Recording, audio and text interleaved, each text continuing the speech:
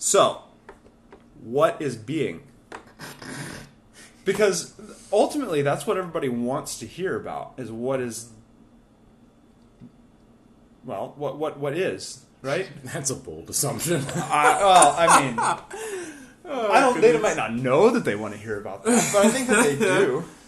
Ay. That should be your opening conversation line for people. Like, what is being? How are you? Yeah. What is being? What is being? Mm-hmm. That's a good way to open. Yeah, of course. Yeah, I think so. That's make you a lot of friends. Made Jordan Peterson a lot of friends. Ay. I guess what I'm interested in is like the purpose of this. Is it exposure to the content, or is it exposure to the process? Because mostly the process, and okay. I mean also like it's not just that though. It's a matter of like Hillsdale and our conversations and the people who I've listened to and Jordan Peterson and my dad and the books we've read have given us a certain way of thinking and a perspective on life. Yeah. And so it's the process and the content. It's both of those things together because it's a way of thought. It's a cohesive and coherent narrative about reality. Mm-hmm. And if it can be presented well, then I think that it has a power that isn't necessarily always out there. What I'm seeing, and the reason I think that it's actually really genuinely is valuable, and it's not just a power trip or an ego trip on my behalf of like wanting to have my voice out there, is because I'll listen to somebody like, I have a tremendous amount of respect for all kinds of people that I listen to on podcasts, like Matt Fradd, Jordan Peterson, mostly those two. No, but like you'll get people like Bishop Barron. You'll get people like any Dominican ever. And I love listening to them, but what I've found in a lot of those conversations is that there are different perspectives that they necessarily, like, they're always coming from a very expert position or from a very specific position. Yeah. Like Matt Fradd, who's Catholic, and he's wanting to present the Catholic faith, which I'd like to do too, obviously. Jordan Peterson, he's coming from a perspective of psychology and sciences. Yeah. But then, like, he doesn't bring in the sort of metaphysical perspective as much as I would like. Like somebody like Carl Jung, he talks about Jung all the time, and Jung just doesn't get into metaphysics. He presses back against that with like all of, even though he's talking about like fundamental truths, things that are central to what it means to be human. And so you have that side of things where they're not talking about metaphysics, they're talking about psychology. And it's like you can't divorce those two, and nobody seems to be talking about that. Yeah. And Peterson will kind of like get off into that a little bit when he starts talking about what it means to believe and like the synchronicity of all things, and how like, man, the incarnation and the death of God, like that's Jungian synchronicity if I've ever heard it. And it's like, yeah, that's one of the most profound things I've heard somebody say with respect to that sort of those ideas. And yet, like, he doesn't go that step further and start talking about how that actually relates to who God is, who we are, and what it is to live a meaningful life. Yeah. Like he'll talk about that, but he won't take it back to its roots. Yeah. He'll take it back to the Dasein. That word from Heidegger that I still don't understand. And honestly, I don't think Heidegger does. But like, that's all to say that there's a particular way of saying things that you've said in our conversations, that I've said, and that I don't see being said elsewhere. And so I'd like to say those things. Well, the thing is, so are you worried more? You said that people aren't having these conversations. Like, well, they are. They are having them. There's just particular ways in which the conversations aren't taken. Okay. And especially among, like, there are places where they aren't being had at all. Yeah. I think we come from a place of an exception where most people are talking about these things because while there's a growing interest in it through podcasts, like this is what podcasts essentially are. Yeah. That doesn't really. I don't know. I don't know that it will reach anybody with it. I don't know that anybody will listen to any of this. Yeah. I don't. But is it like the fact that they aren't happening or that they can't happen? Not necessarily because people are. Well, you said that these conversations aren't happening, and you're worried about that these things aren't being talked about, or that these truths aren't being expressed in a certain way, or people aren't integrating things in the way that you've heard in your conversations with friends, etc.? Is it the fact that people aren't having these conversations, or that they can't? Like, I guess they don't know how to have these conversations. Yeah. So it's not only that they aren't having them; it's that they just don't even know how. Yeah, I mean, oftentimes I didn't know how to have. I mean, I think everybody at a certain level knows how to have deep conversations about what it means to live life, but like that also is something that can be habituated, right? Yeah, and trained, you can learn. Yeah, exactly, and that's what I've learned in my education and in my conversations, and I think these conversations are very interesting, and I'll find myself sometimes going, "Yeah, Patrick said something about that," and like wanting to be able to communicate things in the way that we communicate them. Yeah. And not being able to do it. And so I'm like, hey, what if I had a recording of Patrick going on one of his rants about... So this is entirely self-serving. Story of the church. Oh, well, of course. Of course. It's self-serving. Naturally. Yeah. I don't know. Yeah. Yeah, what do you think the audience of this is going to be? Like, or what do you want it to be? I don't really care. I mean, like... It's anyone, okay. Yeah. People. Lovely. I mostly want to have, like... Humanity. That's right. Being. I want to have a way of saying the things in a permanent form that I like, that I think are profound. Mm-hmm. And I don't know. I think that's cause enough. Yeah. Like,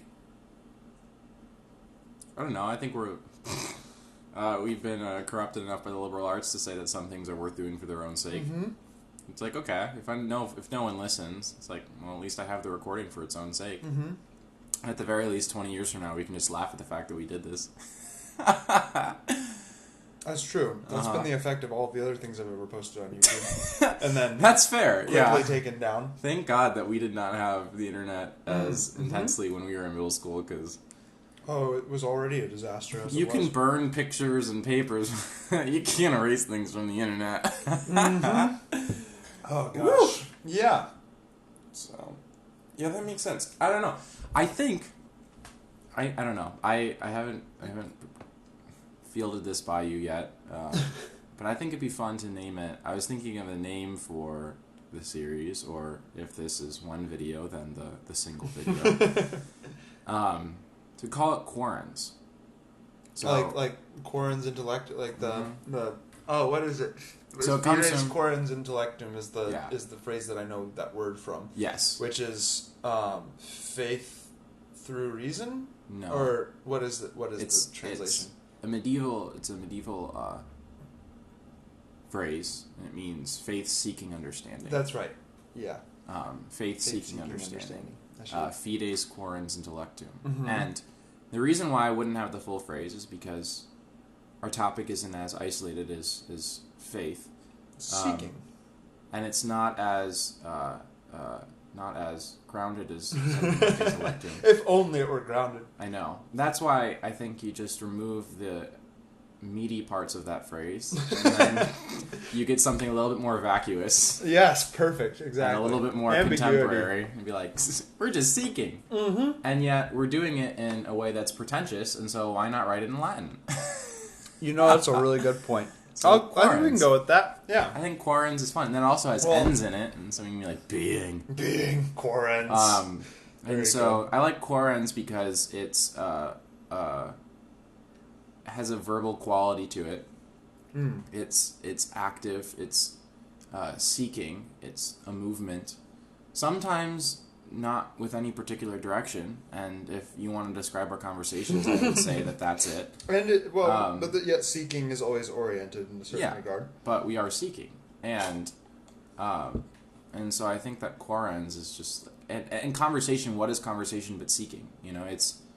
You don't really have conversations with people unless you have a question to ask them. Even how are you doing? You're seeking out information about that other person. You share your voice, and you use your voice in order to respond to something that you do not know, to someone, to evoke something from someone that hopefully you actually want to know. And we can do this in really kind of cliche, not cliche, but really meaningless ways when we talk to people. Like, how are you doing? I don't really care, but how are you doing? Because it's polite, you know. But oh, I'm good. I'm good. Yeah. Yep. But I think fundamentally, conversation and speech is about seeking. Right? It's seeking out something about the other person. Right? If you're the mystery of the being the of mystery the of the individual. being of the individual. Yes, of course. Haughty. But fundamentally, it's like and so sometimes it's about each other, right? You're asking them how they're doing, Yeah. and you're trying to figure out how they are, and Sometimes it's about ideas. but sometimes about things exterior to Sometimes yourself. it's about the weather. Yeah, sometimes it's about the weather. Like, what is your opinion on the weather? I'm sure it's fascinating. Other times it's about what is reality. Yeah, exactly. Yeah. If Or, only. Unfortunately, it's sometimes about like, I want more information from you so that I can figure out how you can benefit me. And I think that's a lot of like conversations in the business world and conversations in Let's talk about information. Information. What Yeah. do you mean? In what way? One of the things that I've heard about from this one's one. I'm stealing this from Jordan Peterson naturally, Okay. which I think I'll do a lot. Which I Probably. already do a lot. It's not like this is something Mm-hmm. new. Is he points out the fact that what is information? The word itself is saying like that there is something coming into you and forming you. Mm-hmm. You're very like basically interpreting the word.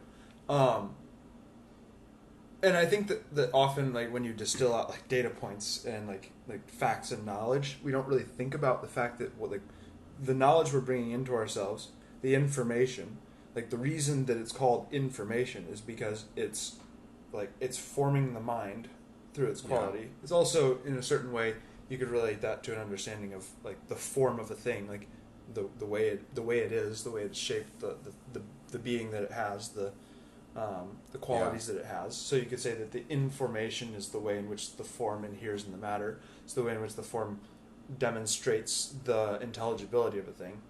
But then also, as it pertains to the mind, information is the effect of the external world, or what somebody else is saying, in this case in a conversation, upon the mind of the individual receiving it. And so it's like you're actually being formed through information. Yeah. Like it is a type of formation to talk about things, to have a conversation. Yeah. I don't think that people generally think about, first of all, information that way, and then also the conversations that they're having with respect to that. And I think that shows people what education actually is. Yeah. Is information. It's forming you. It's formation by the truth. Even when those facts, those solid facts about the truth aren't like maintained in your mind in a rigorous way, which you can repeat them back out, it's still forming your mind. Because I've always had a little bit of a insecurity about that, because I don't think I don't have a traditional medical student's memory. Yeah. Like I don't just remember facts super easily, like Ben kind of does. Like Yeah. I don't remember. That takes some work for me, and Yeah. so I've always kind of thought about my education, and like I think back and I'm like, oh, but what did we actually study in medieval philosophy? What were all the philosophers? I could name them probably. I couldn't tell you what order they were in, or like who said what, and then that starts to bother me, and then I'm like, well, what did I actually learn?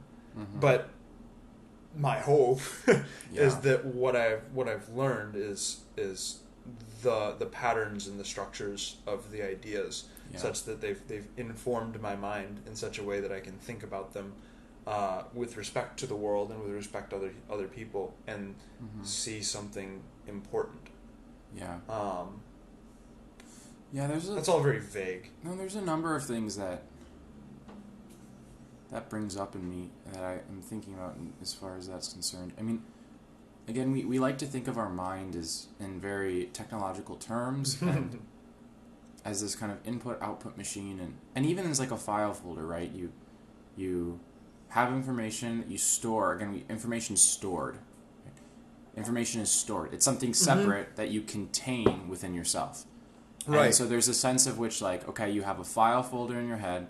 I don't know. This even reminds me of... this is such a stupid reference, but Ned's Declassified. It was this little show. I'll talk about this because it comes back to Ned's Declassified. And whenever they show his mind, or SpongeBob, you'll see in these kind of in kids shows when they want to show the internal structure of a mind.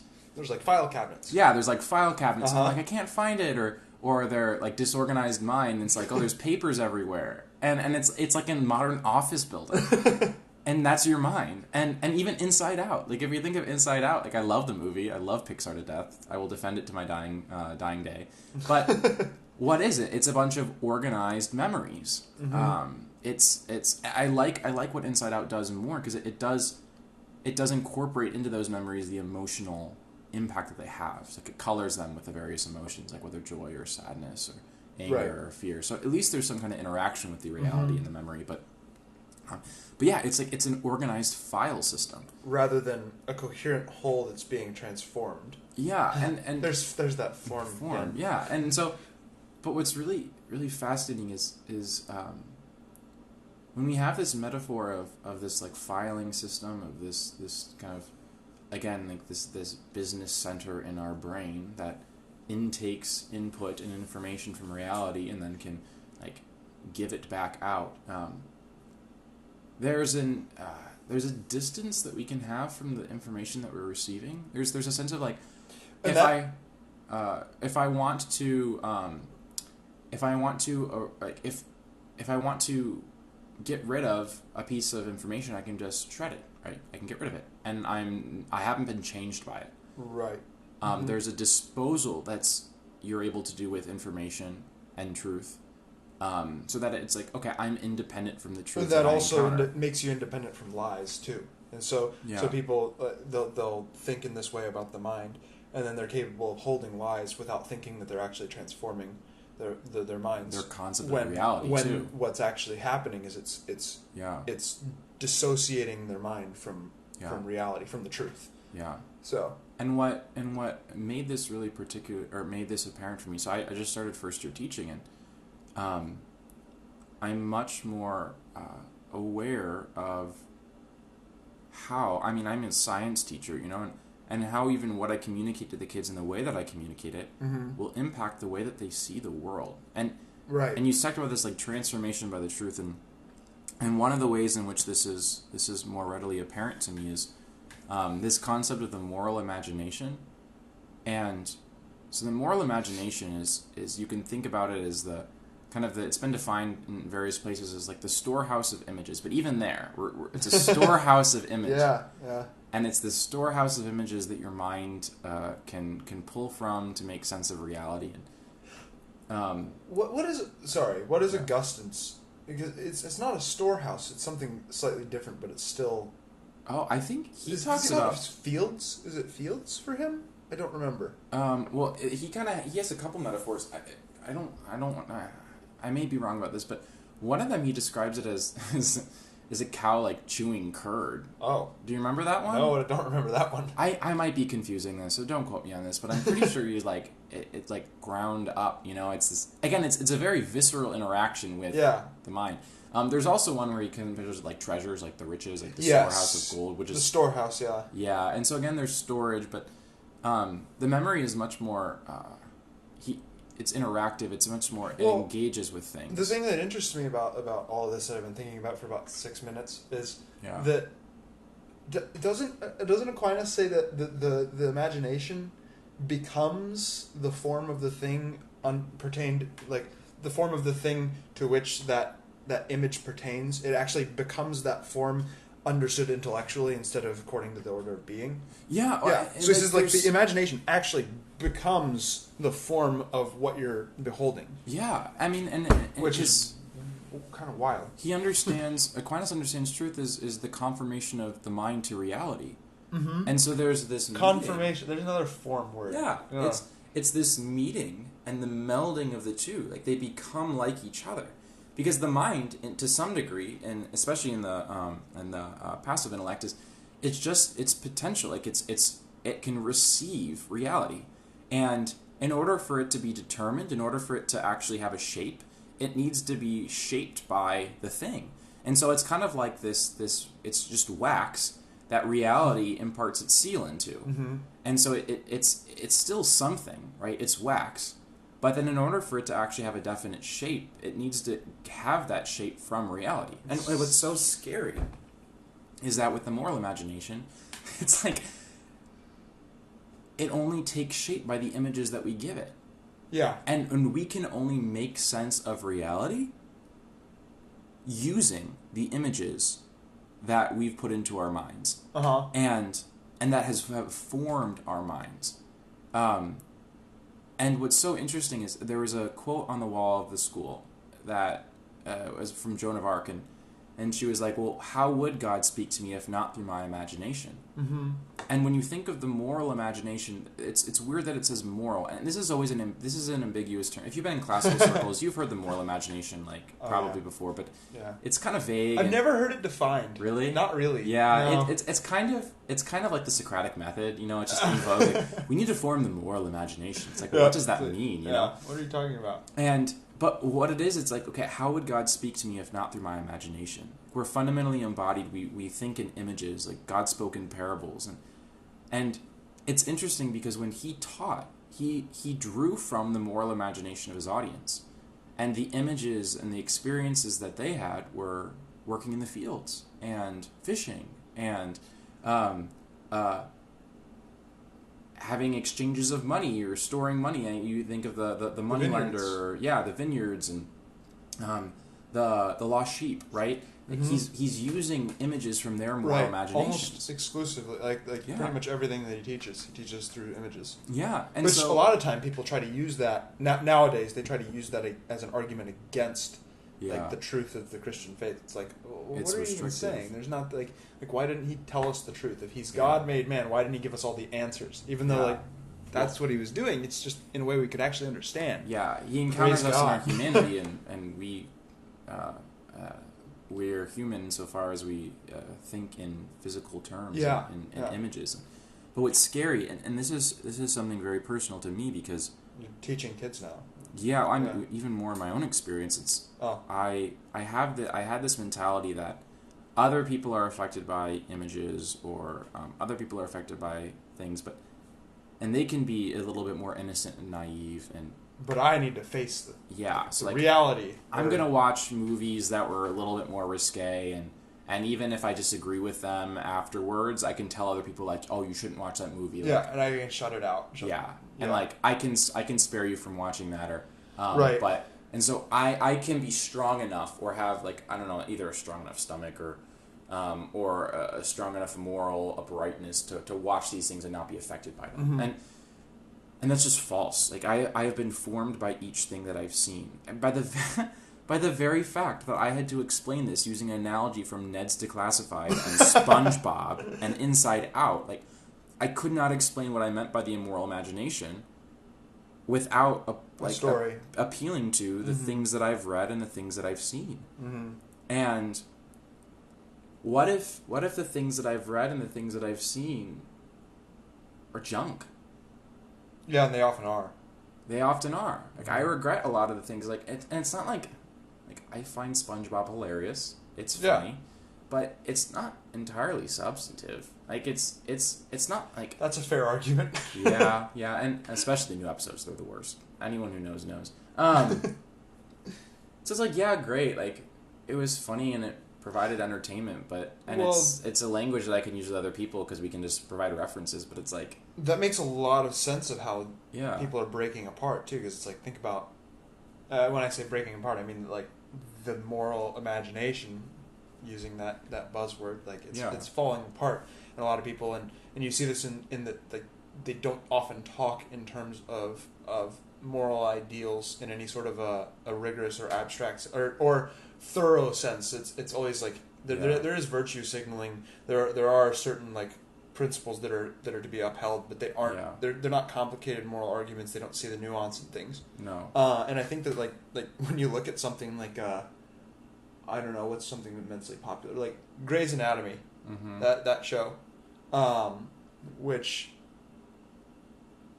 is presenting. That show's been going on for something like 11 or 12 seasons or something. It's been I think since the 90s. It's been a TV show, and it's basically a bunch of doctors who are they're saving people and stuff. That's not necessarily the main point. Most of it's drama, but there's not really that complicated, and you don't see people of virtue dealing with moral problems in a complicated and nuanced way. They're very simple stories, and the fact that this is such an unbelievably popular show, and you have a fairly simplistic understanding of what human beings are supposed to do, and that's what fills their minds. And usually they're very simple too. Like I think pretty much every single sitcom I've ever seen, the problem at hand, especially I remember this with my sister's Disney shows like Hannah Montana and I think like iCarly and all those. The central point is somebody lies and something goes wrong, and that's a good moral to convey. But when that's the only thing that you're capable of conveying through something, and it's in every single episode in a different instantiation, and there's no nuance to it, like what the lie actually causes or where it's coming from. It's like what are you actually doing by spending hours upon hours watching these same things rather than actually telling stories that are complicated and really thinking about them. I'm kind of ranting, but and I think like they can be good. Like dishing on. I kind of like dishing on serial TV. I know, same. Yeah, exactly. I'm kind of dishing on serial TV or like children's shows is kind of easy, but no, it is true. Well, those aren't the best examples. The best examples are things like The Bachelorette or like these. Okay, we can dish on reality TV. Reality That's TV. Easy. Yeah. Or it's like, what are you? You're wasting your time. Yeah. And ways that it's done well. Avatar, The Last Airbender. I know you never haven't watched that. I know. I'm so happy I have that in my moral imagination. Oh, and Scrubs. Gorgeous. Yeah, Scrubs, of course. And there's actually never mind. No, and I think there's a place for that entertainment. Like, I have enjoyed episodes of Grey's Anatomy, and I watched Bones, and I'm currently watching Gilmore Girls for the first time. And, it's fun. Like, it's casual viewing, it's casual entertainment. But when that just takes up too much of your life, or that's like the extent of your moral imagination, it's a little scary. But then, I think where I was trying to get to, though, that I want to, now that I've kind of recognized how I was rambling and not saying anything for the last 3 or 4 minutes, is that the problem in that isn't that you see things that go wrong; it's that you don't see people who deal with things going wrong in a complicated and human way. And for children, it doesn't need to be as complicated. It actually needs to be more simple. That's why Superman is such a great, or was, before they decided to make him bisexual or whatever they're doing now.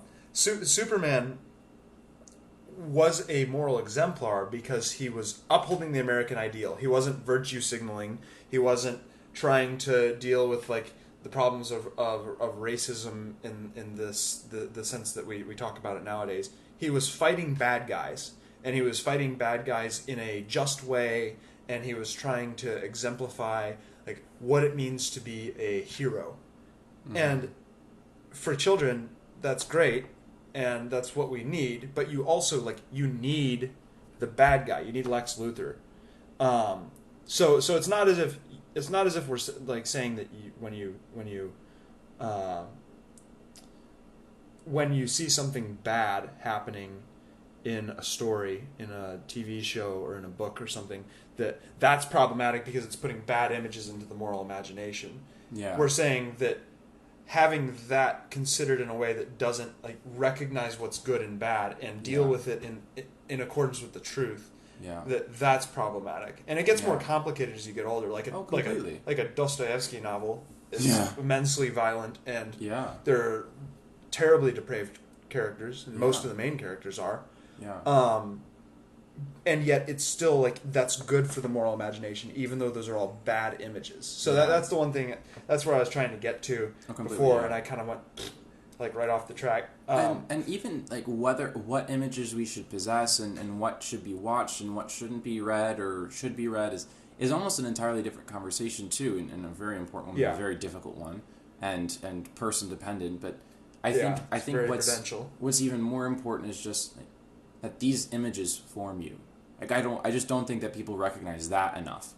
That what you watch, what you see, what you listen to forms you, and it's what you appeal to make sense of reality.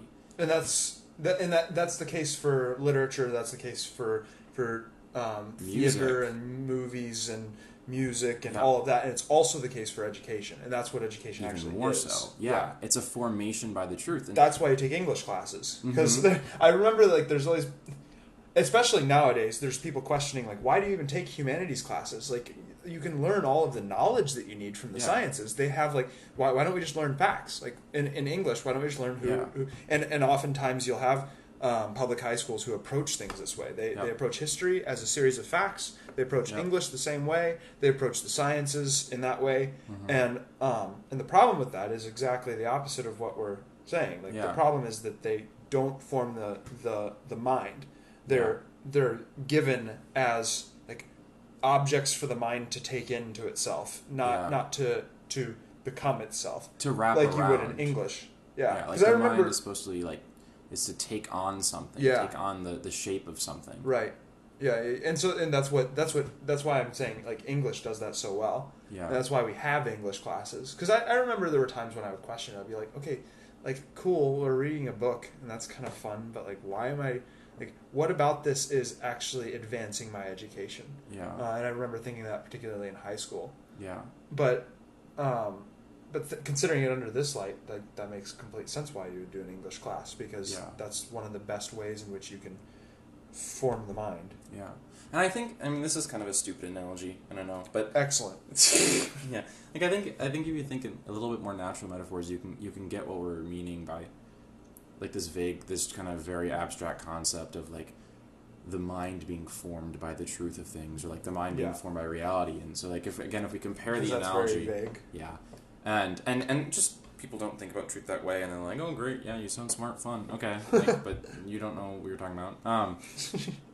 Instead of like a filing cabinet, right, where you put a piece of paper in the filing cabinet, like the paper is still what it is, the filing cabinet's still what it is, and if you remove the paper, it's still going to be what it is, and the filing cabinet's going to be still what it is, except just like with one less piece of paper. And that's this kind of like the fact going into the mind, and then you forgetting, and the fact going out of the mind, and you need an organized mind so you can recall things, and rather than an organic metaphor. Yeah, and like if you think about this, like if an apple hits something, like if it hits something, what's going to be caused? Well, first of all, it might actually cause an indent in it of the same shape, but it's also going to bruise. Like it depends. Is the man obese that the apple is hitting? Did you throw him into the cart? Oh my gosh. He's referring to the 7th graders' incessant questions trying to change the question that I actually asked. Yeah, I got to get better at that. I got to sit in on some more classes and habituate if you want to learn about reality, just ask a 7th grade class. Oh yeah. They will not stop asking why. And they will give you every variation, every hypothetical you've ever possibly imagined. And so, but it's bruised, and so it's changed by its encounter with something. Or like when you write a word in a banana peel, like, and it starts to brown around the banana peel. I've never thought about that. That's a good idea. Right, like it's really you can like freak some people out. Yeah, no, you do. Go grab all of the bananas at the supermarket and write like ominous phrases. Yeah, like he's coming, you know, and or like look behind you. Well, go ahead. But yeah, I don't want to cut you off, but I have a metaphor too. So you like put something in, and then like the physical, like the object is changed. Well, the best according to the thing that it encounters, and it's a permanent change, and it mirrors the object itself. One of the good things that we do, one of the good metaphors that we do use for knowledge is consumption, right? Like you're consuming something, and that's actually that fits, because I think the best way to understand it in terms of the mind is that it's like the body. Like when you eat a food, it's made part of you. It's not as if it's just processed. Like we aren't. It's not like it's not like an engine. Like an engine's takes in gasoline, burns it, and then spits out the water and CO2 at the back, right? So it's just this combustion reaction that doesn't actually take in the nutrients. Like the gasoline isn't made part of a vehicle. Whereas the fuel that we get when we eat is actually made part of us. It's an organic metaphor. Yeah. So I think that I think you're right to think about it in terms of the apple and the banana, but I think also very basically on the level of human physiology, when we eat something, it's incorporated as part of our bodies. So. Yeah. No, I completely agree with that. And not using natural metaphors is... I mean, again, it's silly. It's the mind is a natural object. But the thing is, we have very... I don't know, this gets kind of like a typical, I don't know, cliched argument, but like, we don't have experience with nature, and we're just... we don't. Separated from nature. Yeah. Well, and you were talking about that recently, too. Like, we had another conversation where you were saying that what was it?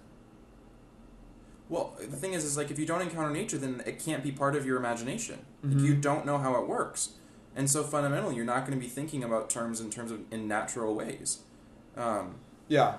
What was the industrial metaphor that we were talking about last time? That was not necessarily bad. Oh, I guess it was just the mind as a computer. We're going back. Oh, yeah. The mind as a computer, and also we were talking about how we describe even natural organisms in terms of the mitochondria is the powerhouse. The mitochondria is the powerhouse of the which cell. Is helpful, and that makes sense. And you have to do that sometimes. But think about understanding natural objects in terms of the artificial is good because the artificial is something we can comprehend. Yes, whereas we can't comprehend the natural object. Yeah, and also I think it's because the relationship and the ordering of natural objects is far more complicated and it's far more nuanced, and so. In a machine, the relationships of the parts of the whole it's much clearer. Mm-hmm. Something serves a function, and it does that function, and it does it well, or else a thing breaks down. So I almost feel like machines are have a more immediate logic to them than, say, a tree does.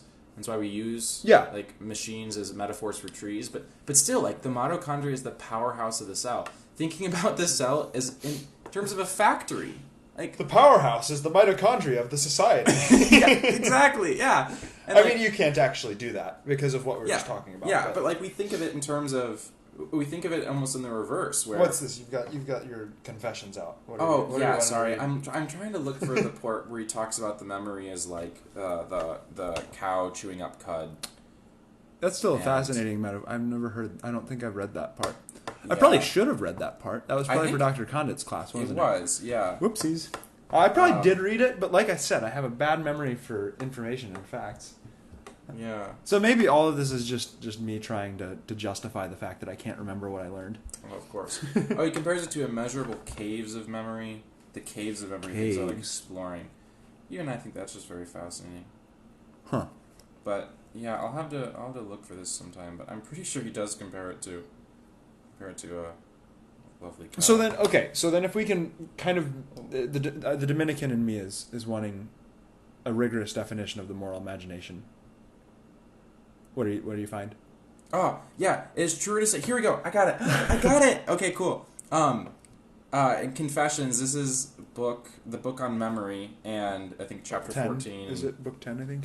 Yeah, I think so. And he says that it is true to say that memory is like the mind's stomach, while joy and sorrow are like delicious or bitter food. And when they are committed to memory, they are transferred to the stomach, as it were, and can be kept there but cannot be tasted. And there's so like the mind's stomach. I think that's really weird. I mean, he's talking about it in a very particular especially when he's here. Talking about the passions. That's weird. Yeah. Because then it's still taking like the content of the passions without the feeling of them. Yeah, and like the content of the passions still affects us and has which makes an impact on us. Sense. That's kind of the unconscious. Like that's an understanding of how the unconscious can take in different experiences, and they can be emotional experiences where you actually don't have a like. You can't you can memorize a fact in terms of its content. You can't really memorize an emotion in a certain sense. You have to bring the emotion back to bear because an emotion is an immediate experience of something, of a reality, whereas a knowing something in the abstract, like you have the abstraction from the thing. Yeah. So it's interesting that he would say that you can take in joy or sorrow into the stomach and like have it digested and made part of you without still being able to taste it again, because I think that like Freud or Jung would talk about our experiences as first being beheld by conscious experience. Their content can be remembered in a way that you can retrieve, that you would put that right in the subconscious, and you can retrieve that using your conscious mind. But then the bulk of our experience proceeds back down into the unconscious, and that's sort of this indefinite assimilation of things that can't necessarily be made conscious again, or sometimes can only be made conscious if it's through a very difficult process. Yeah. So This is interesting. There's Augustine being somewhat before his time again.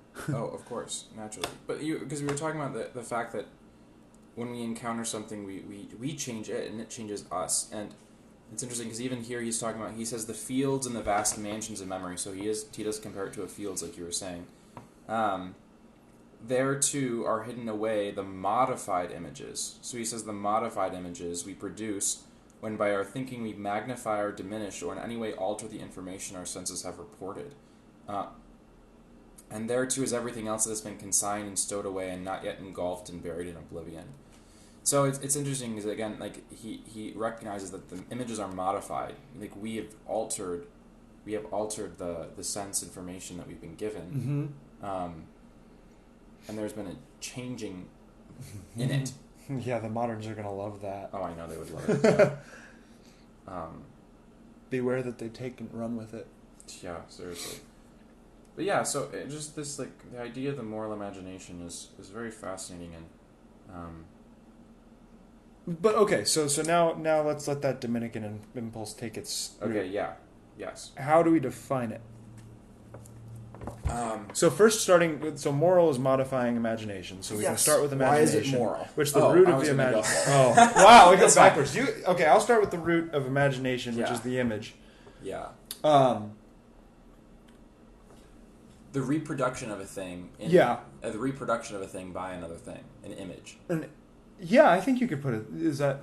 Yeah, and so if we're talking about the imagination, it's reproducing something external that is beheld in the mind. Yeah, and if we even think about the Latin Imago Dei, it's like we are an image of God. We are a replication of God in some sense. Like it's not the thing, but it shares the characteristics of the thing. Right. Yes. It's a reproduction. It's a and then there's a rigorous way of understanding the distinction between the thing itself and the image of the thing that doesn't break down the connection between them, and that's that's the solution to the modern problem and the fundamental relationship of the thing. Yes, yeah. So there's a fun when you're making that image, you're actually taking it from the reality that is present to you, and then you make it into something that can be beheld by the mind abstractly, and it is a real concordance between the thing and the mind, and then that image. So imagination is what? That's an active, it's what is that describing? The fact power? That it has more around the root word imagination. It's a power of making images. Okay. I think that's a faculty. Yeah, it's something. It's a faculty. Do. Yeah. It's something that the mind can do is take things in the external world and make images of them within itself. Yeah. That are truly related to that thing, which we should talk about at some point. But so now, okay, you wanted to start with moral, being modifying the phrase. That's interesting. It's a different way. I like starting with the thing that's being modified rather than the modifier. But go ahead. Yeah. Oh, what is? I don't know. There's this kind of so moral. I think comes from a more Latin root, whereas ethics comes from a Greek root. I think moralis is the Latin term, and then ethos is the Greek term. But yeah. And I think moralis has something to do with he knows Latin. Sorry, I know, right? Uber pretension. And has something to do. In the Roman context, is a bit more legalistic. Has to do with more customs and law, and so the moral has a little bit to do more with customs. Again, don't quote me on any of that, but talk about the memory. Well, moral is usually more related to actions, and ethic is more usually related to rule. It seems in my mind. I think about morals as being ways of acting. I think of ethics as rules for acting, which aren't that distinct, but because I actually think I think you're right in the modern context, but historically that was actually flipped. Ethos has to do with character. Yeah, that's true, because we talk about ethos, pathos, logos in every single 10th grade literature class. Yeah. Ethos or logic and rhetoric. Ethos. Dr. Beyer would be proud. Yes. Ethos is the character of something, the kind of thing that it is. Doesn't character come from engraving? I don't know. Oh, I can't remember. I'm not pretentious. I know a lot of it's bad. It's very bad. The gift of education. Seriously. Ethos has to do with like the character or something, like what it is, like its shape. And moral, I don't know, at least in the classical understanding, has a sense of more like rules of living. Like morality is dealing with like the rules for living. And so it's actually kind of interesting because we talk about like ethical conundrums, like, and that seems to be more about like what's the right thing to do in the situation versus morals, and like we just want to instill like good values in our children, you know? Right. And it's actually kind of interesting that that's flipped, because I think historically like it's roots usually been the other way, is yeah, vice versa. But as far as the moral imagination, and to be fair, we don't want to distinguish between them too much because they're the Latinate form of the Greek word. Yes. So it's like No, yeah, they're not. They're the same. They're synonyms. It's just that we employ them differently. Yeah, so, in a certain sense. I don't Yeah. know if they're entirely synonyms. That even gets into, again, we want to categorize information and differentiate it. The fact that we have something like a dictionary, I think, is kind of funny, or an encyclopedia is kind of funny, because to give a definition and an exhaustive definition of a word is kind of a the funny tyranny concept. of the rational mind. Yeah. Thank you, Enlightenment. Truth. If you're wondering what video that's coming from, we can, we'll talk about that later. But with morality and ethics, we can't really separate the two, but they do have a little bit of flavors as far as their historical context. But with morality, it's the pursuit of the good, right? What is what is? That's the question I wanted to ask. What is the good? There you go. What does it mean when you add moral to something? It has like a moral valence to it, right? It has even moral valence has this understanding of like two poles, like the good and the bad. It's not to say that there's a right action always, like one right action. That's even way too legalistic. But moral means like there is a weight to something. There is a formation that's being something. Insofar as goodness is developing something in its proper way or in its improper way, lack thereof, evil, right? We say that evil people are like inhumane, right? They're either behaving in a way that's less than human, or they're behaving in a way that's treating other people as less than human, and so to be morally evil is to make something less of what it should be. And then arguably to be morally good, we can consider like when you have this like stay-at-home mom or this like single mom who's like fantastic teacher to her kids and like working all these jobs and able to do it all. You're like, she's superhuman, right?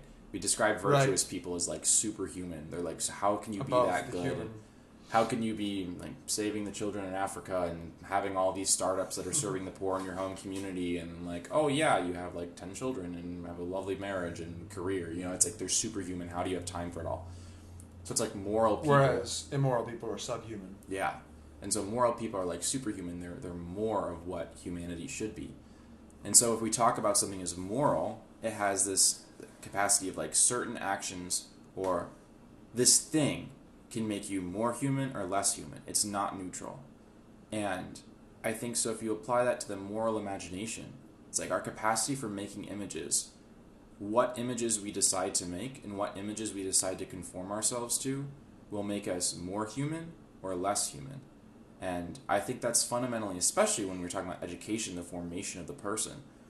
That's why the moral imagination is so important, because the images that you give, especially young children, and arguably it never ends, all the images that we consume as an adult, they make us, they fundamentally alter who we are, how we understand reality, the words that we can use to describe reality, and so they are constitutive of us becoming more or less human.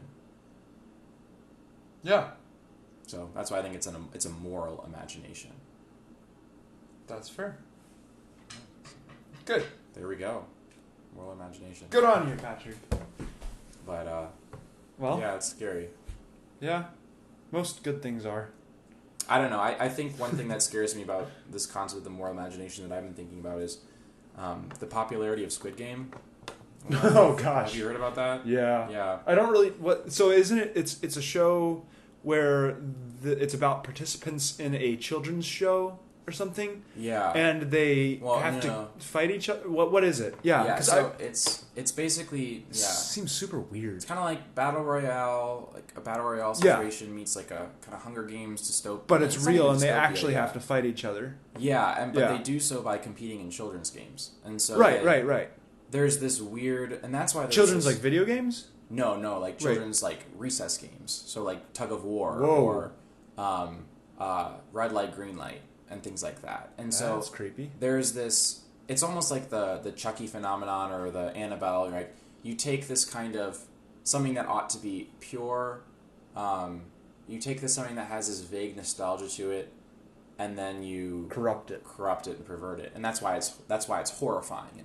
And so there's the principle, the corruption of the best is the worst, and so we have this purity of childhood, and then that's why the creepy twins in the hallway carrying their stuffed bears are horrifying. Yeah. Some of the scariest things that there are always like the childlike and innocent corrupted. Yeah. And horror has a place, so I think they're speaking something true in the fact that they're corrupting the best, right?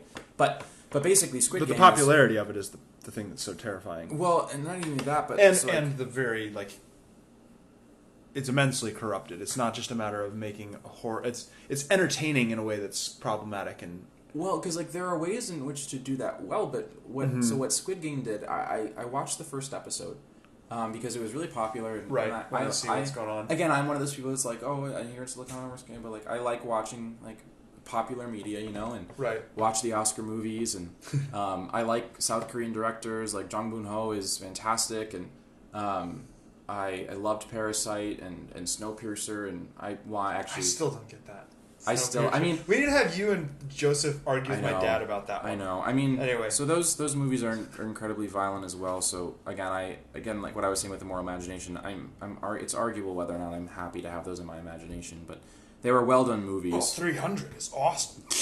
I need that in my moral imagination. But they were really well done movies. But with Squid Game, it's kind of the story of this man who's not down on his luck, but is hyper in debt and trying to get out of it, and so he's put into this game, and he chooses to participate in this game with the chance of winning a tremendous amount of prize money. I think in American dollars it's like millions of dollars or something like that.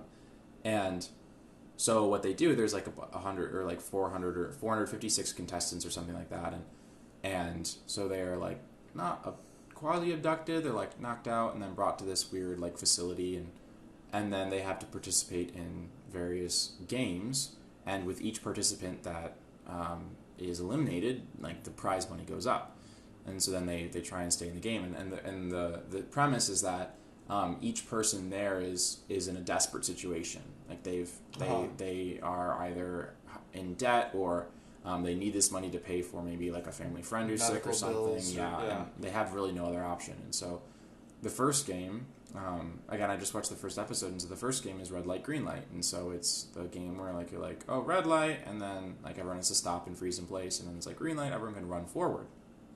Well, they have this terrifying animatronic doll, and they're all playing. Of course it's a doll. Yeah, and then the people who are caught, they see that they move after red light, get shot. And so then all of these people are just being killed before your eyes, and they don't spare any details. And it's horrifying. It's brutally gruesome. It's almost as if I was watching the massacre of a group of people. And it was I was watching a humanitarian crisis, and it's with some movies, if you have things on cable or that are released in the theaters, there is some kind of I don't know, rating. Yeah, a rating first of all, but then also a sense of decency that you have to have, because if they're out to make money, they're not going to sponsor films. Yeah, they're not going to want to cause scandal, and but this case, it's just posted online, and so it's something that completely free reign. Yeah, I mean, and Squid Game was unique of its kind. They didn't anticipate it would blow up like this, and right. But it's terrifying that it did for a number of reasons, but because it's going to promote media like this. But we've seen this happening. There are a lot of things like it. It's just that this is a pretty pointed version. Yes, and once things have gone to streaming services and away from cable TV, where you have to have more standards of decency or I don't know, politeness, I guess. You see them getting more extreme, more graphic in their violence and in their sexual content and things. And, well, like Game of Thrones, that's another example. Yeah, another example. It's very much, it's a corrupted understanding of the... I think that I've heard some people talk about it and say that basically every character that you like dies. Because the reason you like him is because, or her, the reason you like the character is because he embodies some virtue that you would like to see in yourself, or some characteristic that you would like to have in yourself. Yeah. And they kill him off because of that characteristic. And usually they kill him off by, like, he gets killed off by somebody who's powerful, lying, and manipulative. And, like, that's, as far as I understand, that's, like, the entire progression of the show. Yeah. And then that combined with the sexual content and the violence and everything. Yeah. And so it's going against what we were talking about. It's doing the opposite of what it should do. Yeah. I haven't watched or read Game of Thrones, so I can't really comment on that. No, again, I'm going on what I've heard, so... Yeah. But with Squid Game, it seems like it's taking that to a different type of level, because at least there you're dealing with people who are like in a power struggle, and you can see definite ways in which they're interacting with one another, and how human evil is triumphing in this case. Yeah. But then with this, it's so dystopian and distorted that like it's not there. It doesn't strike me that there's just a main point to it. Well, that's part of what bothers me, is that it looks like it's just like this senseless... Like, everybody knows going into it, this is wrong. Like, we shouldn't have a television show where we kill people based on children's games. Well, like, so the thing is that... So the fact that the premise itself is already distorted in such a way, that kind of... I don't know, that strikes me. Well, okay, so the thing is that... So I watched the first episode and was traumatized by it and didn't want to continue, and... But I read... But everyone was raving about it, and so I wanted to make sure that at least I understood the philosophy behind it. Like, because there are some times where violence has a purpose. Oh, yeah. And, like 300! Or like... what was I going to say? What's that movie? Well, Saving Private Ryan, and also... what's the other movie that I'm obsessed with? Hacksaw Ridge. Yeah, where it's like, that is gruesome, and that's it, and some people just can't watch it, but it has a purpose and has a meaning, and it's beautiful. It's a great movie. Well, the ultimate example of that is The Passion. Yeah, The Passion too. Yeah, it's incredible in that way. It's very graphic and it's violent. It's the crucifixion, but it's also like the greatest story. Yeah, and so I was like, there was something that was almost not belittling to this, but just gruesome, but it didn't need to, like, did they justify their use of violence? And so what I went online and I just read the rest of the synopsis of the show. So I didn't watch it, but I read it to see, like, okay, what's their ultimate message? What's their point? What shape does the rest of the plot take? Because I knew, like, the basic characters now and things like that. And obviously, watching it's like reading the schmoop or the Spark Notes versus the real thing. So in my purist... No fear Shakespeare! I know, my gosh. And my purism towards that, I recognize that I'm sure it had much more emotional weight when you watched it, and so I'm limited in that way, and I'm making the choice not to continue the show. But its point was basically this kind of critique of South Korean... like, it's arguable. People might disagree with my interpretation. Capitalism. South Korean capitalism. That makes sense. And basically saying the disparity between the poor and the rich is so dramatic, because in part of the show... Spoilers, by the way, but... spoilers is part of the show is like they beg not to continue the game after the first massacre, and then they let them go, but they are extended an invitation to return to the game, and then most of them come back. And part of I think it's a really creative plot twist, and part of what it does is it shows, like, the real world's worse than this game.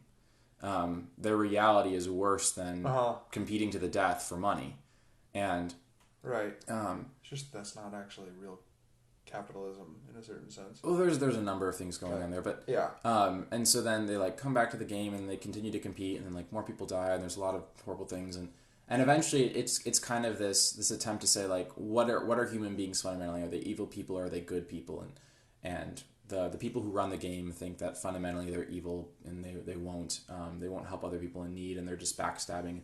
And the game is actually like run by all these rich elite who are just bored and want to use their money to kind of mess with these people. Kind of like Hunger Games. There's sadists who want to entertain themselves. Yeah, exactly. So it's like almost harkening back to the Roman Colosseum, right? Like, let's watch people kill themselves for our entertainment. And so the rich people are just spending their money. Even though that was even more complicated because that was maintaining the peace as well, in a certain respect. Yeah. No, there's a lot. That was like feeding a rabid dog. Yeah.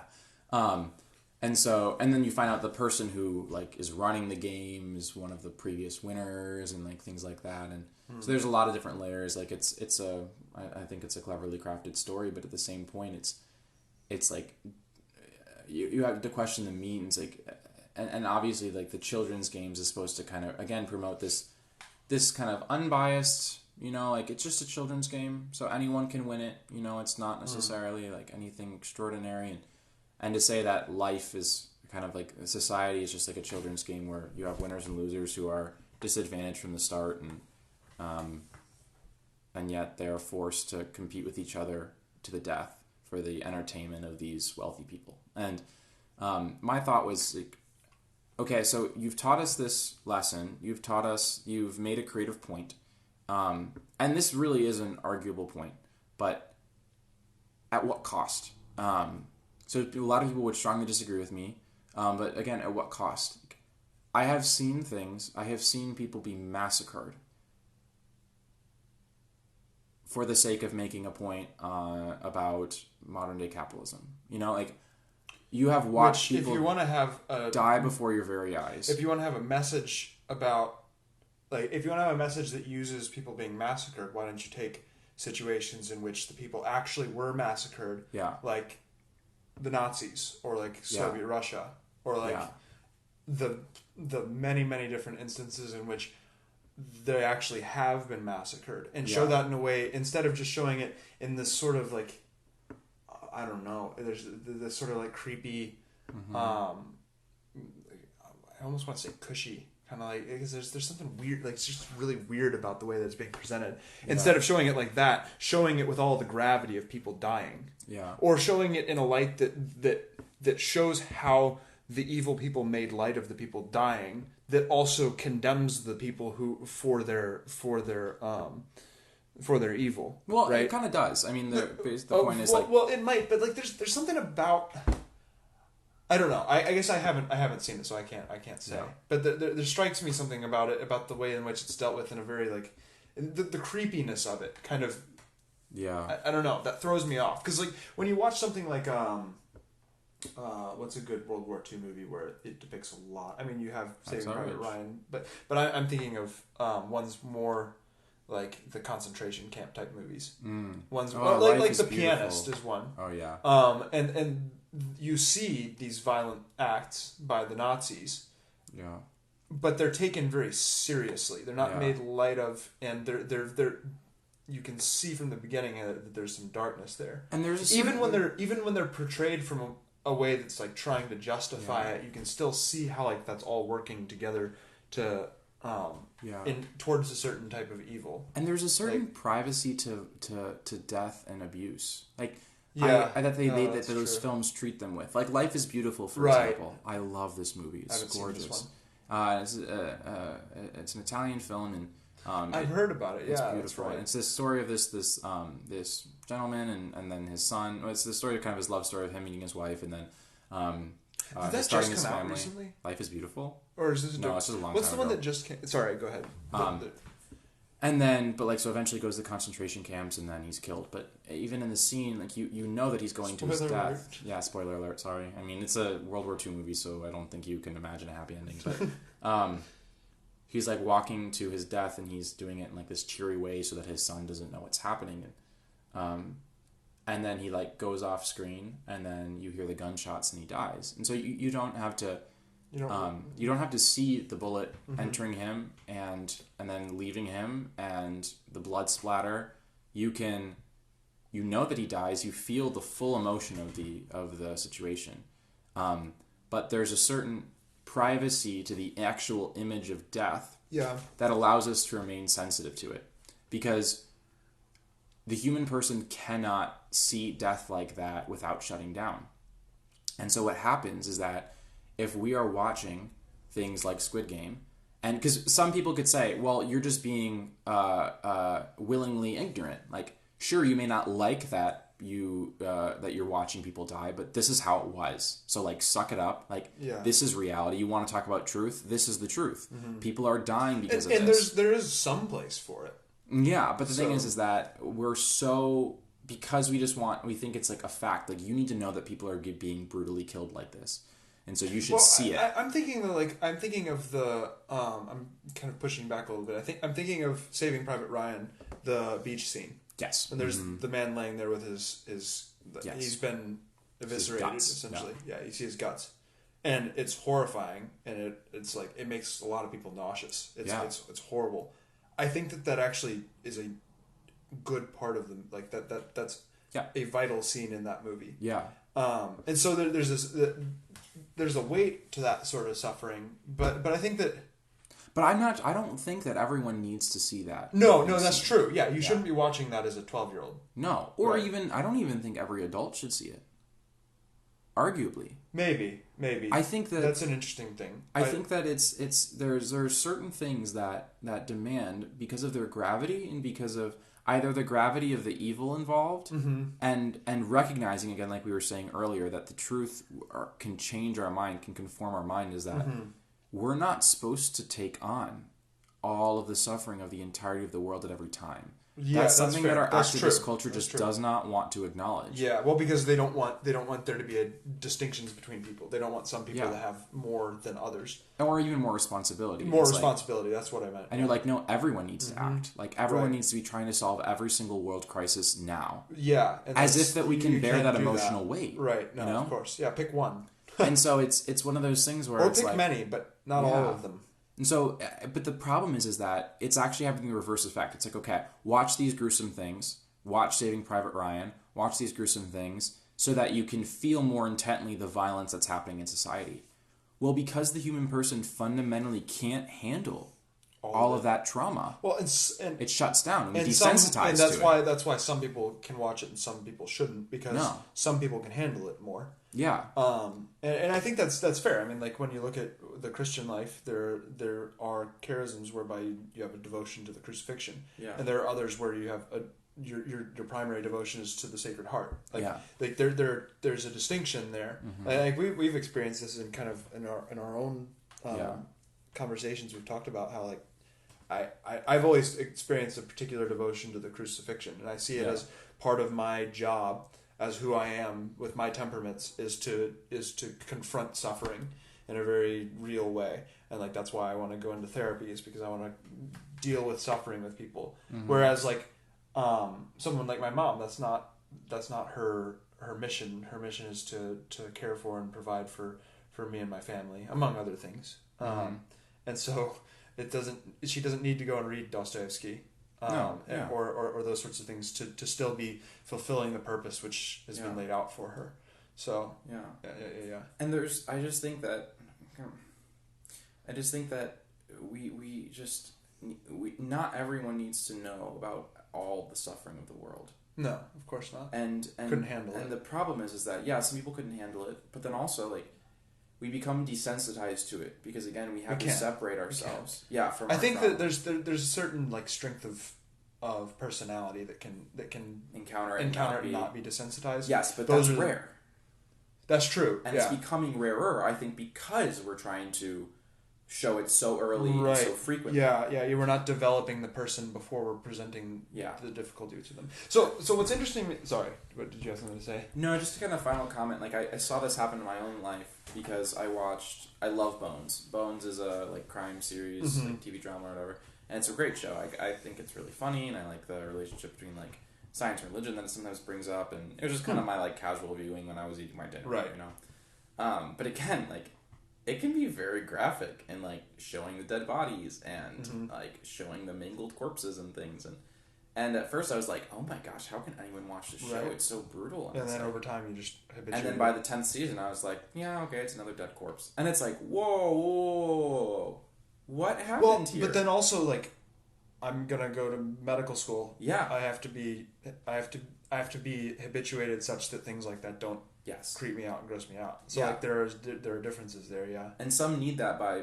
vocation, but at the same time, like there is, if we want to remain sensitive to evil, if we want to have a fine-tuned awareness of when things are out of place or not right, the answer is not exposure to that evil.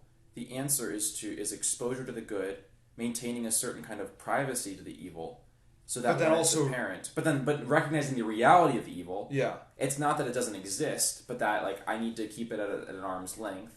Right. Like almost I can study it in the abstract to some degree, and then see its effects in individual lives and studying history and being exposed to it in degrees, right? Like at a proper educational stage. Yeah. Well, there's a dangerous point at which knowledge of evil becomes the knowledge of the fruit of the tree of the knowledge of good and evil. Yeah. Like it becomes, and you are formed by it. Yeah, and that it's no coincidence that that's the first sin. Like that Eve took the fruit and that Adam took the fruit and they took the fruit of knowledge of good and evil.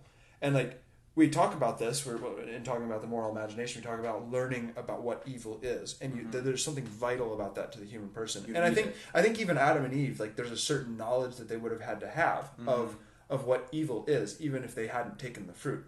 And we need that too. But then there's the knowledge that was sinful for them that was not fitted to Adam and Eve. Yeah. That was something that God was saying, I don't want you to take this. Like, because he set it up first of all as a rule so that they could show their love for him by following his commandment.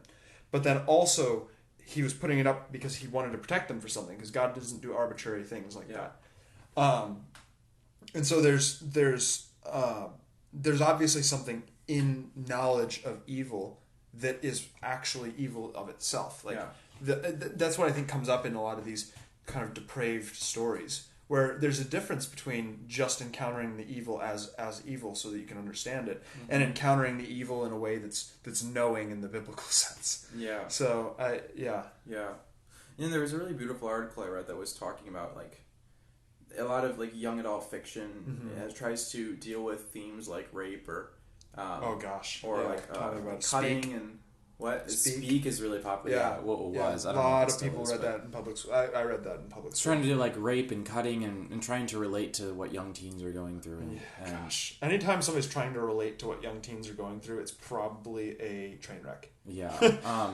Not to say that like, and obviously abuse is it's sad that like a lot of children do have to deal with abuse and self-harm and things, but again I think it misunderstands what they think, that if I present the story in all of its like gravity and if all of its like unpleasantness and 13 Reasons Why, oh my gosh, right. No, if I can just show a scene of suicide in all of its like ugliness and in all of its horror and emotional shock, like that is what's going to solve the problem.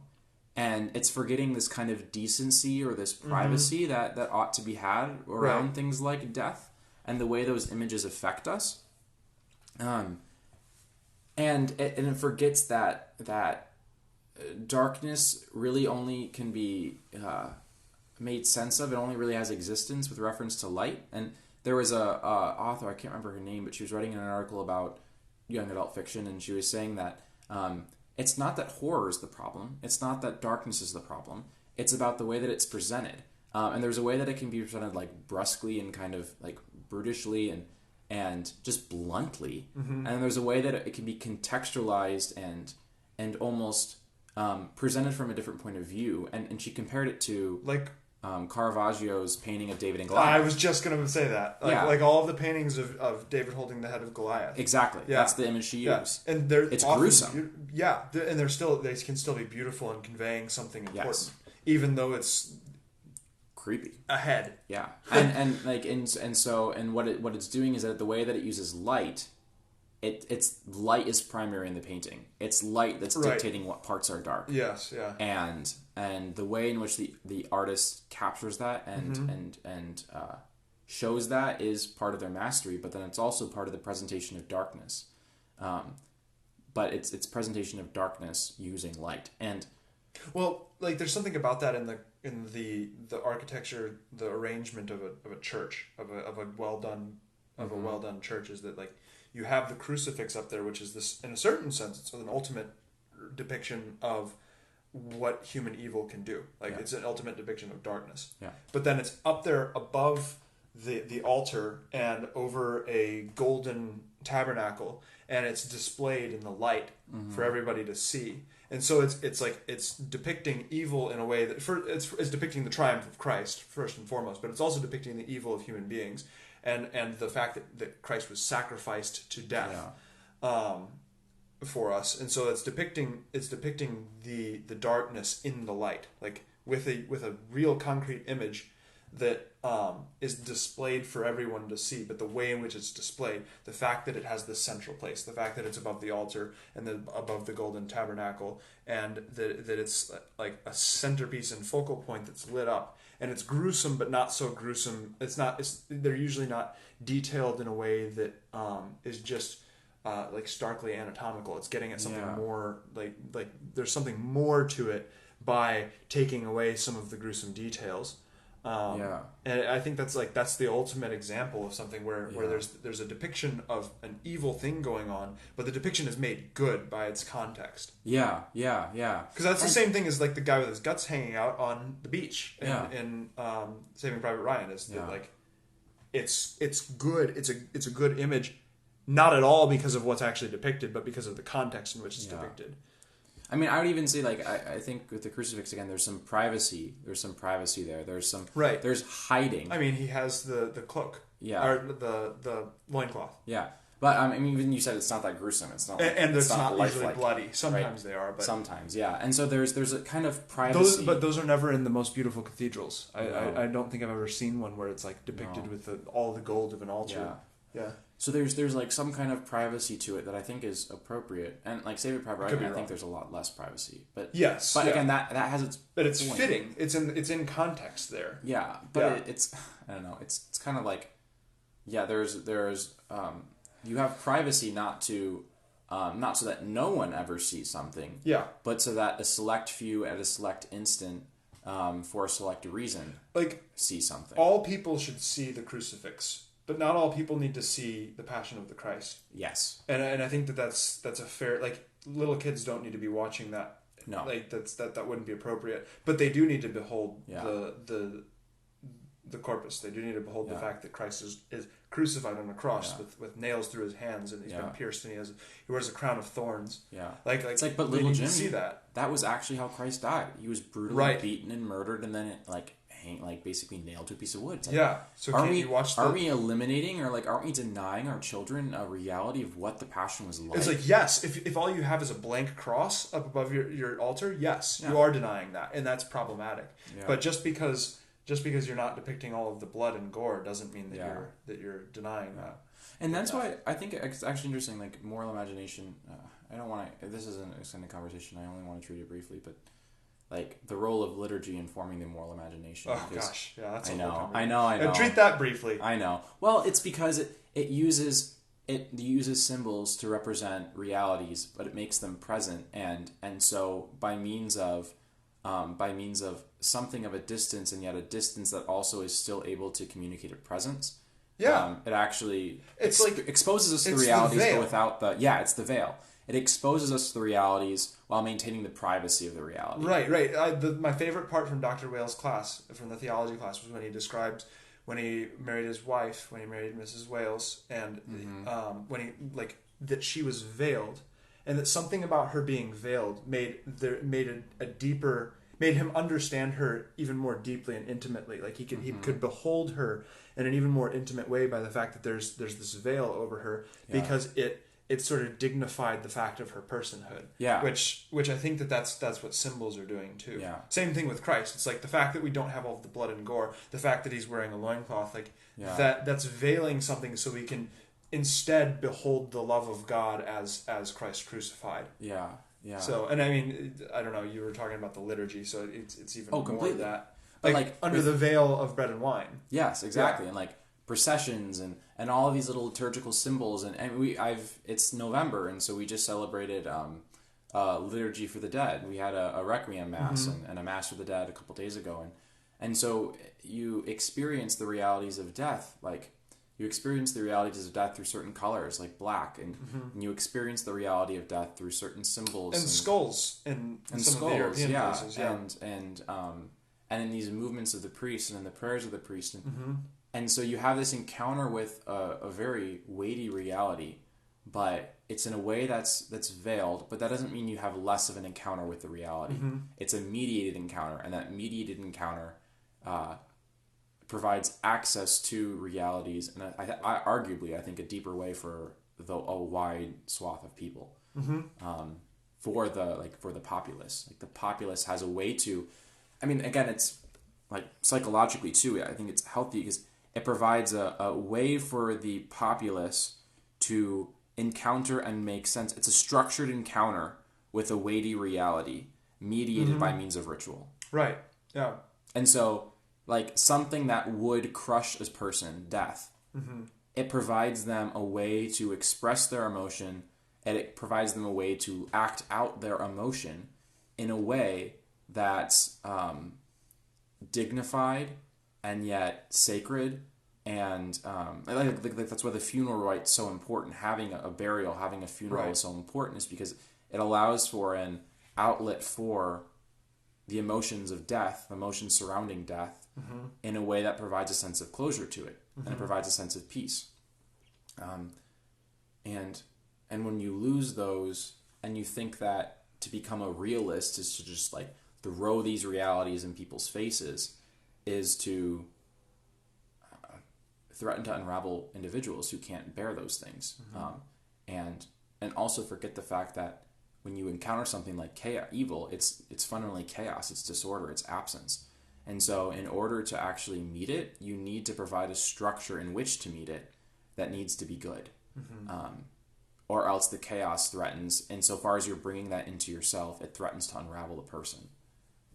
So unless you have a mediated structure in which to understand and to encounter chaos, like you do in the liturgy, like you do in religion, like you do in the artwork that uses light to depict dark, unless you have that structure in place, death and evil will just undo you. And that's what I think that we're going to be seeing when you have millions and millions and millions of people around the world watching something as brutal and as horrible as Squid Game. Right. Like the fact that was popular, and the fact that it's like the most watched show on Netflix. Yeah. Whoa. No, you didn't. Yeah, most watched show on Netflix. Like right now, that is like more people have that in their moral imagination than any other show on that site. Yeah, that's crazy. It's kind of terrifying. Yeah. And again, if these are the images that we use to communicate to one another, and they don't have this proper order and structure, and like you said, like talking about SpongeBob at the beginning, it's like that's the image that we have. Like, no offense to SpongeBob, well, maybe offense to SpongeBob, but like you'd think that we would have had something that would be more readily apparent to draw from, and yet that's what it was. And Inside Out is a little better, so there's that. But goodness me, oh my. So read good books. Yeah. Send your kids to Sacred Heart. Go to a Mass for the Dead. Go to a Mass for the Dead. Yeah. Well, what I wanted to... No, I'm not going to... I want to go down that rabbit hole where... Because you were talking about how, like, the structure, the order of things allows us to confront the chaos. I don't know. Disorder. We got to save that for next time. We've been talking for an hour and a half. Well, here, I'm gonna put a little... a little bow on it. Foreshadow. Form is what allows us to confront matter, because without it, matter is complete chaos and we can't understand it. Yeah. And so there's even a level in which it's not evil and good. It's also like formlessness and form and being. Like there's the sort of the plenum of plenum, is that the right word? Like there's this non-being, that is potential. So it's a certain type of being that is made actual by the form. And so in the same way you have a structure that goes upon chaos to make it so we can behold chaos, because there's something mysteriously good about this sort of chaotic potential. Yeah. But we'll talk about that some other time. Yeah. So there's your seeking for today. Quarants. Yeah, Quarants. I like that. Okay. Well, good. I mean, we started with a lot of my rambling and trying to figure things out, but I think that we got somewhere. Some good things. I think that's typically how a journey goes, at least in the car for me. And we have found what we sought. Yeah, maybe. But no, we found something of what we sought, but not the whole thing, because that never quite happens. Yeah, I mean, to be continued for all eternity, right? Hopefully some of our friends will listen to this. That'll be kind of cool. Yeah, I think I'll send it to them. Yeah, that'd be fun. Well, bye. See you next time.